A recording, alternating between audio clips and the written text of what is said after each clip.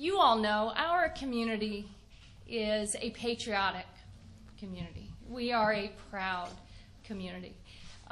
We are known far and wide for the way we treat our brave men and women in uniform.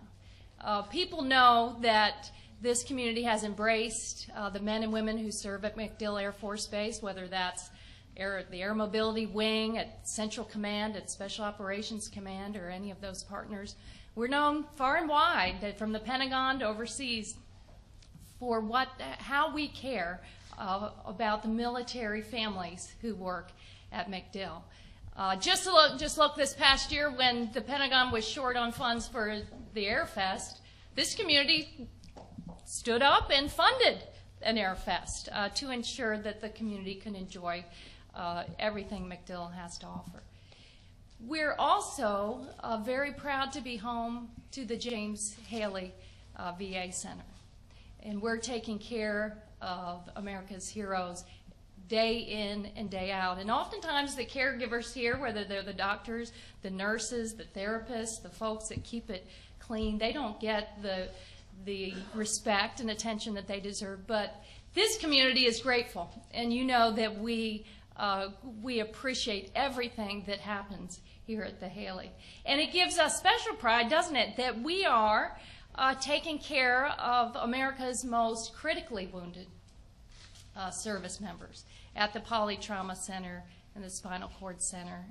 They do so much, and it is so impressive. I'm so gratified now that we have a beautiful new state-of-the-art Polytrauma Center so that all of those military service members and veterans who have faced the most difficult challenges. So we are especially grateful today because the USO is now here at the best VA hospital in the country.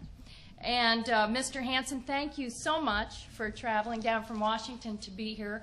But I want to especially recognize all of the USO folks from Central Florida who have worked now to open a beautiful USO center at the Tampa International Airport. Everyone's home away from home. It is a great success and a wonderful, wonderful home away from home for all of the military families that travel through the Tampa Airport.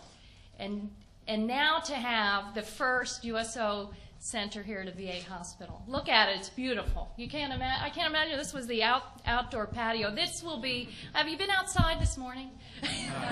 It's warm. So this is a great improvement here. And to have a partner like Nick Peters, who's from Georgia, but has really devoted a great portion of his professional career to ensuring that families from the armed forces have that little bit extra that they need to get through the day, or the things that the VA and DOD just can't afford in this day and age. Nick, you've been there to make sure that we have our extras. You were a partner in the USO Center at the airport.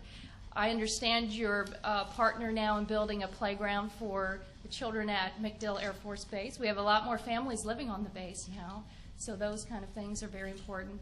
And I want to thank you for what you've done here today in making this an extra special place. And you had families, and remember, this was right when the war in Iraq and Afghanistan really raging. And these families were coming from all over the country because they knew they could get the best care here for those very serious challenges.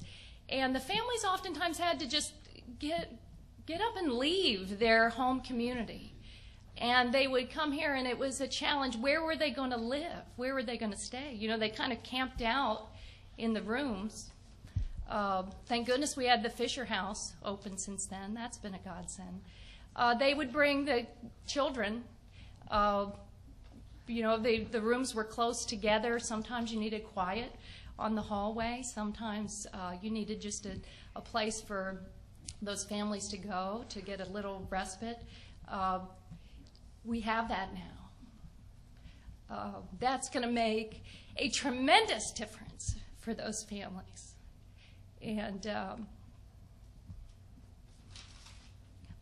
very grateful to all of you for everything you do. Thank you so much.